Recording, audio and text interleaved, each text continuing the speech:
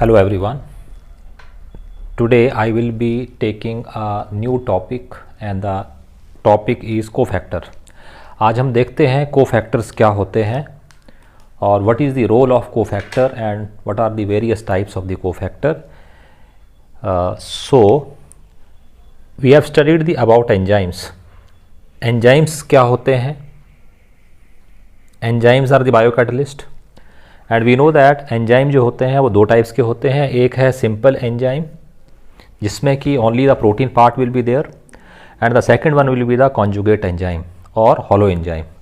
What are conjugate enzyme, what are holo enzymes? These are the enzymes which will have a protein part को हम apo enzyme बोलेंगे and a non protein part और non protein moiety will be attached with the protein part. तो such type of enzymes which will have the two parts, one is protein component and another one is the non-protein part, such type of enzymes are known as hollow enzymes. Enzymes or biocatalyst which will lower down the activation energy and which will speed up the rate of the chemical reaction, they are the enzymes. Enzymes generally they are protein, they consist of proteins, but there are few exceptions. For example, DNAs and RNAs where nucleic acid will also behave as the biocatalyst. But हम उसकी तरफ अभी नहीं जा रहे हैं, हम ये बात कर रहे हैं कॉन्जुगेट एंजाइम्स की. यहाँ पे कॉन्जुगेट एंजाइम में एक प्रोटीन पार्ट होगा, प्रोटीन पार्ट को एपो एंजाइम बोलेंगे और जो नॉन प्रोटीन पार्ट होता है एंजाइम्स का उसको हम कह रहे हैं cofactor. So one thing is very clear that conjugate enzyme और holo enzymes consist of two parts, protein part apo enzyme and non protein part cofactor. तो हम कोफैक्टर को डिफाइन कैसे करेंगे? हम कहेंगे cofactor is non protein part of holo enzyme. Cofactor is non protein component of conjugate enzyme. अब हम देखते हैं ये जो कोफैक्टर्स हैं ये कितने टाइप के हो सकते हैं. तो cofactors are of three types. Number one prosthetic group, number 2 coenzyme, number 3 metalline. So now let's talk one by one. What is prosthetic group, what are coenzymes, what are metallines, what are the examples of prosthetic group, what is the example of coenzyme and what is the example of metalline. हम तीनों को देखते हैं. Then this prosthetic group, coenzyme, metalline is very very important as NEET is concerned or other competitive exams are concerned. सबसे पहले हम आते हैं prosthetic group के ऊपर. prosthetic group क्या होता है? prosthetic group is that cofactor which is tightly bound with the apoenzyme. prosthetic group कौन सा कोफैक्टर है? ये ऐसा कोफैक्टर है जो कि एंजाइम के साथ टाइटली बाउंड होता है. एग्जाम्पल क्या है? एग्जाम्पल हम बात करेंगे. Haem is the prosthetic group of enzyme peroxidase. Peroxidase enzyme जो है which is responsible for the breakdown of hydrogen peroxide into water and oxygen.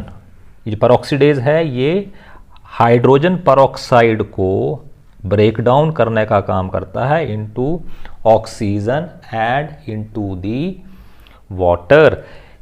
This peroxidase enzyme will have haem as prosthetic group. तो prosthetic group का example क्या हो गया? Haem in peroxidase enzyme. Prosthetic is the cofactor which is tightly bound with the apo enzyme, जो apo enzyme के साथ tightly bound होते हैं. सेकेंड, दूसरा कोफैक्टर का example we have written coenzyme. What are the coenzymes? Coenzymes they are also the organic compounds होते हैं. They are also the non protein part of the holo enzyme. लेकिन but these coenzymes they will attach with the apo enzyme only during the catalytic activities. जब catalytic activities होती हैं उसी time पे वो associate होंगे आपके एपो एंजाइम के साथ. तो इस तरह के जो कोफैक्टर्स हैं उनको हम कहेंगे कोएंजाइम. एग्जाम्पल इसमें हम किसका देंगे?